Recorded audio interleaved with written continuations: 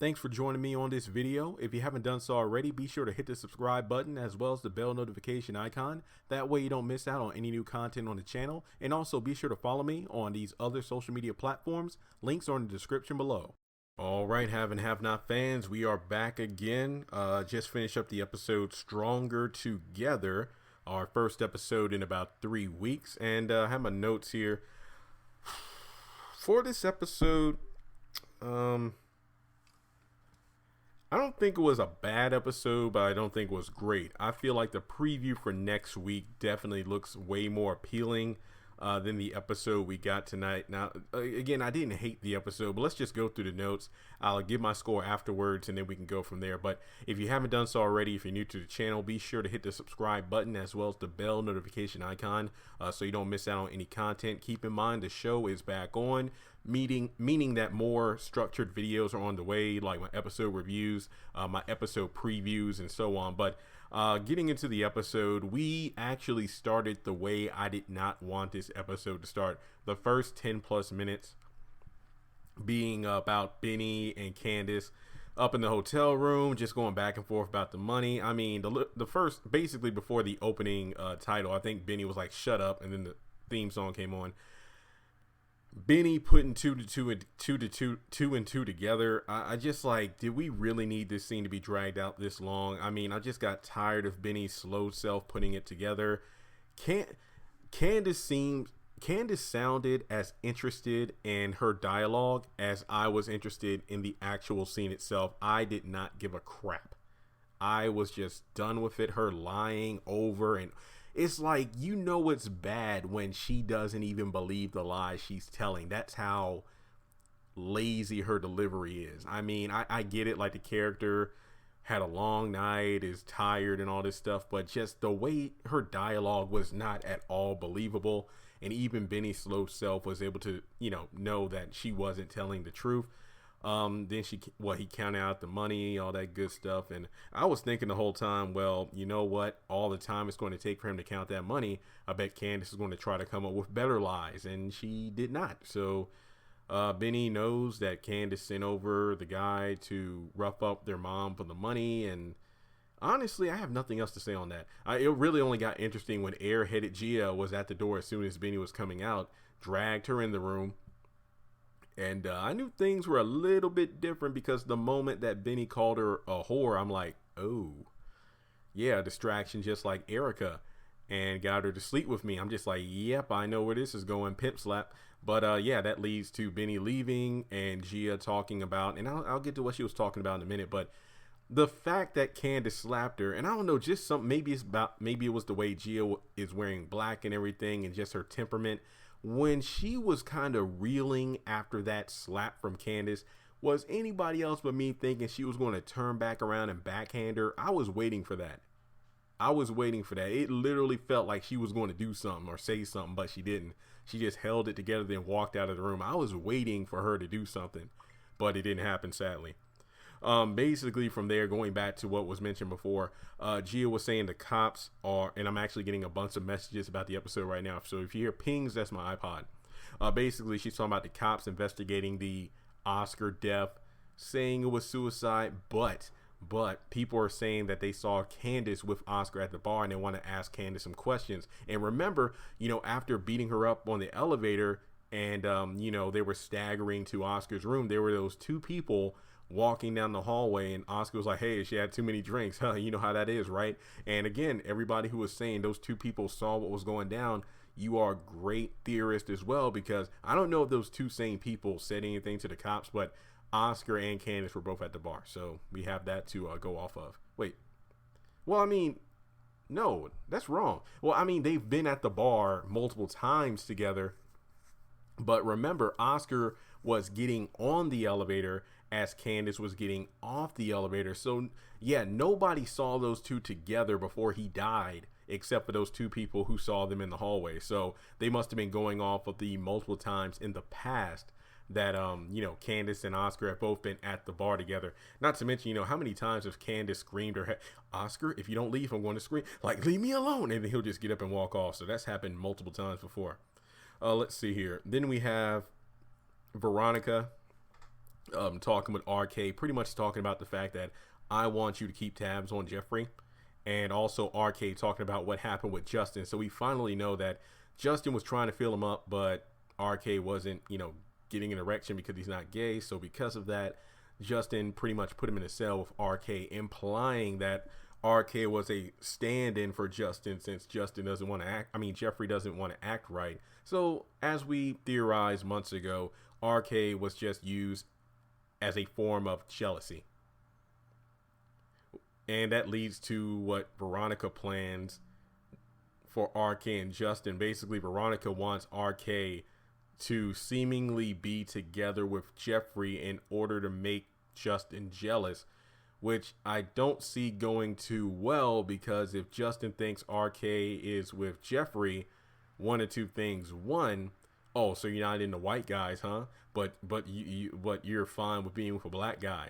Or wouldn't that put RK in danger's way, because Justin will probably try to kill RK for standing in his way for being with Jeffrey, which is hella weird.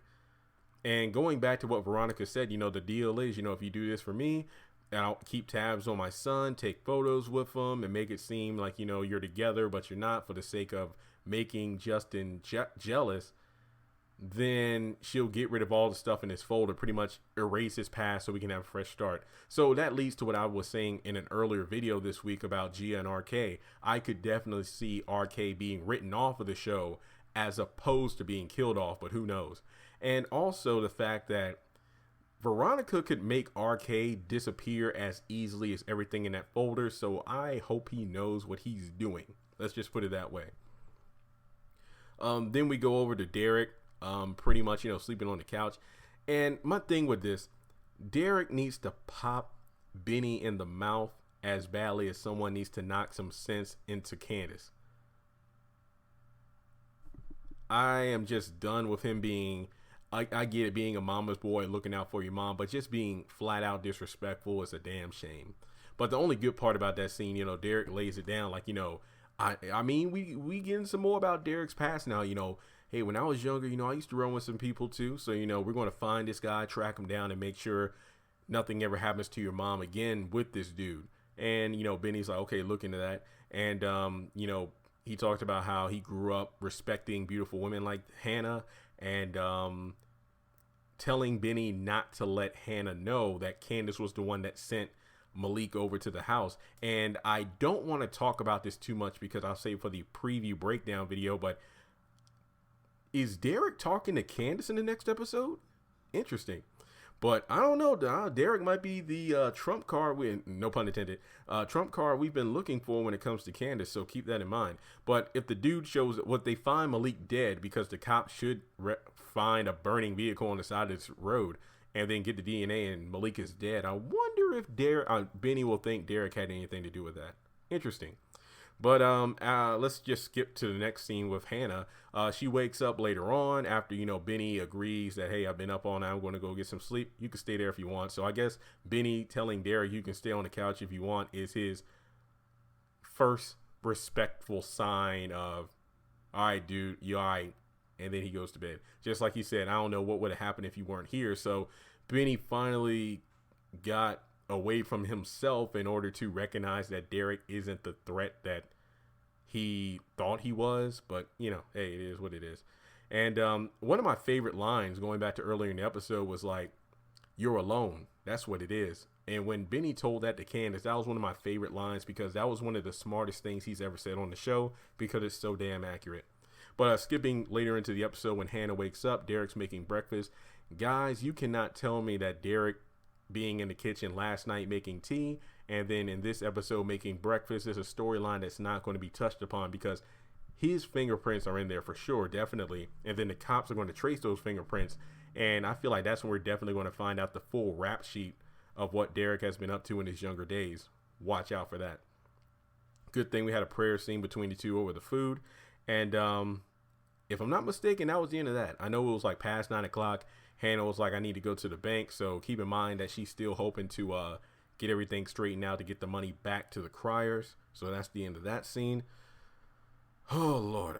Broderick comes over to check on Catherine to let her know the update about the suicide, which Catherine knows because Oscar's death has been all over the news. And if Oscar's death has been over the news, I wonder if his body is identified and whatnot. And remember the people he said he was employed, the people that sent him to go after Charles. I wonder if they know that he's dead. Interesting. And after that, Broderick talks about the private investigation about a prostitution ring in the hotel. They're pretty much they've made a few arrests. I'm wondering who they've arrested so far. They're looking for the head of the organization. They feel like Jim is involved because of the fact that he's been associating himself with one of the young ladies, which I believe is Gia, is who they're referring to. Sarah isn't in the prostitution ring. And, Broderick putting on some, debonair moves, acting all smooth, and Catherine was eating it up. I mean, he didn't do too much. It's just like, I don't want to save you for the embarrassment. And then Catherine's like, with a man like Jim who can't keep it in his pants, embarrassment is the least of my worries. And, he said a couple smooth lines and just went out the door. All right, Broderick, I see you. And if I'm not mistaken, this is the first time we've seen Broderick not behind the front desk of the hotel. I feel like this is the first time that we've seen him in a different location aside from the front desk at the hotel. I could be wrong, but I do believe that's the first time. So that was pretty cool. Then Jim meets Austin. I'm not going to lie. Austin was only in the episode for like 3 or 4 minutes, but I actually really like this character. Her father doesn't like Jim. No surprise there. I mean, the fact that he greeted her was like, well, how is the old bastard? And I think she said her Uncle Walter Roosevelt was able to set it up so Wyatt can make bail. So that was pretty impressive indeed. And I could just tell she's kind of like a Maggie Day-esque character. And the fact that she, pulls no punches. When she wants something done, she wants it done right then and there. So I actually do enjoy this character so far. Then we got Sal Malone with his first speaking lines, pretty much laying down the law with Wyatt, pretty much trying to rough him up a couple of times. So Salvador, I actually looked it up. The name Salvador in several different languages refers to savior. In a way, I guess you could say that Sal is the savior of these victims who try to run away from the Malones. That sounded weird. To run away from the Malones, he saves them from their stress and fear by just killing them off. So that's an interesting piece of information for you. So yeah, he tries to rough him up twice. He calls for the guards. Then Justin comes to take him away, but I'll get to that at the end of the episode. Let's see here. Then we got David having nightmares about Erica. And if you saw my live stream with the pillow, you'll know where I'm coming from with that. Pretty good scene, actually. There wasn't a lot of crying like I thought. I just love the fact that Jeffrey and David were able to joke a little bit. It's like David wants Jeffrey to move in with him. Jeffrey doesn't want to be a freeloader. And also Jeffrey sees that, you know what, Dad, you don't want me to be out there on my own. Not just because Mom will come after me, but also because, well, you don't want me near Officer Justin. And the fact that David wants Jeffrey to get away, but he's like, no, I can't just go. I can't leave him. And when he just said that, I think he said I was trying to leave him slowly. And I'm like, okay, that makes sense, because if you leave him slowly or attempt to, that's a lot easier than just dropping him altogether due to the fact that will cause Justin to snap. But keep in mind, I'm not saying that Jeffrey shouldn't just leave and that's it. I'm not saying that, but based off his experiences, he probably knows that just leaving him on the spot will probably cause him to go even more crazier than he already is.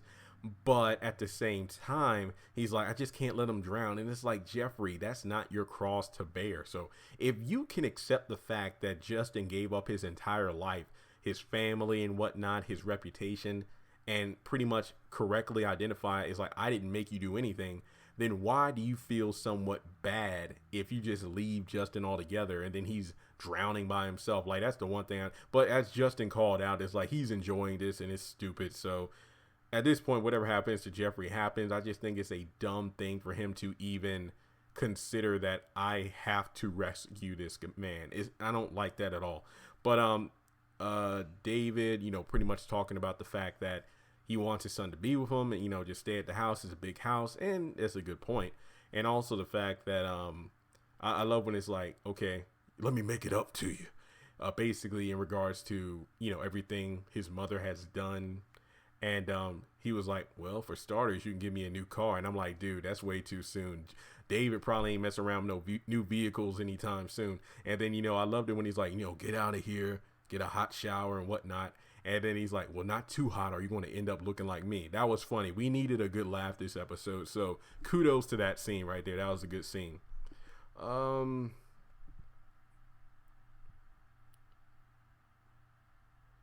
Yeah, one more thing to talk about before we get to the end with Justin and Wyatt. But yeah, later on in the episode when Veronica wakes up RK on the couch and pretty much wants him to call Jeffrey to make him jealous. I actually like that scene. I just love the fact that, believe it or not, and it's nothing to do with like those two having sex or anything, because they haven't. I'm actually liking the RK and Veronica scenes more and more.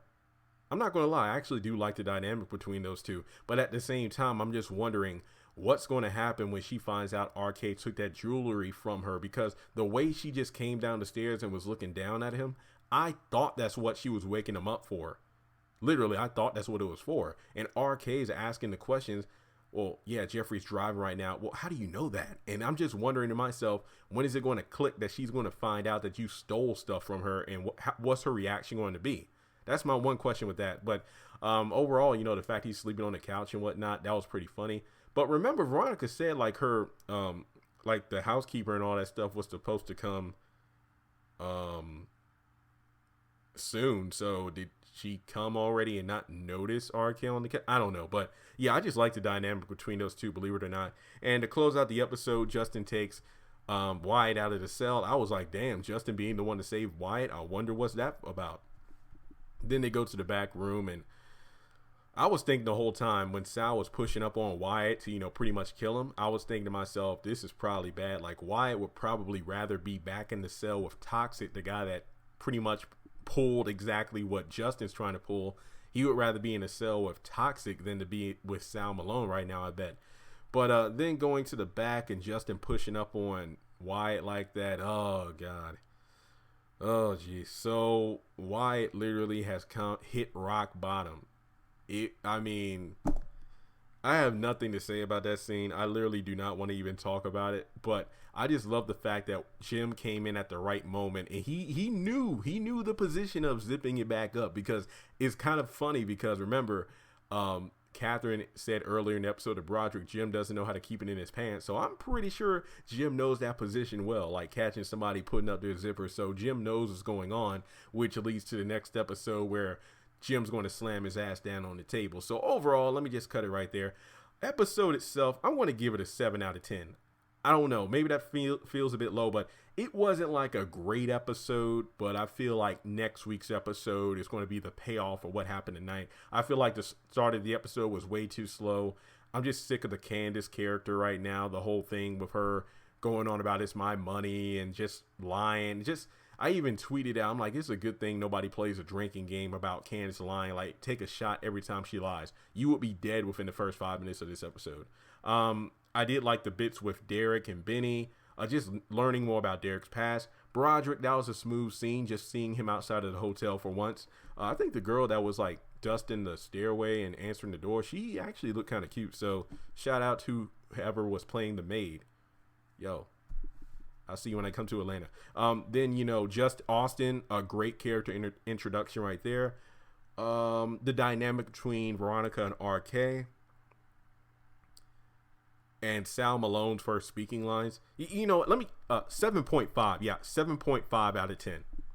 Not a quite solid episode, but one I'm not going to rewatch a lot. Let's just put it that way. So let me know your thoughts on tonight's episode of The Haves and the Have-Nots. Once again, subscribe if you haven't done so yet already. Tell your friends about the channel. As of right now, I do not know how many episodes we have for the remainder of 2018. But who cares? We know we got another one next week. Let me know your thoughts on tonight's episode in the comment section below. And be on the lookout for my trailer breakdown for next week's episode. Maybe tonight or later this week. Remember, I will be heading home tomorrow for the county fair. Going with I think my mom, sister, and nephew probably. And I might be back in Lynchburg either Thursday or Friday. I don't know if I'm taking my mic with me. I definitely need to unplug for a couple days. So if you don't see my trailer breakdown for next week's episode by tomorrow afternoon, just know it will be up later in the week. I posted 9 videos earlier today, so that should keep you preoccupied. And follow me on social media. Links in the description below, and I'll talk to you all later.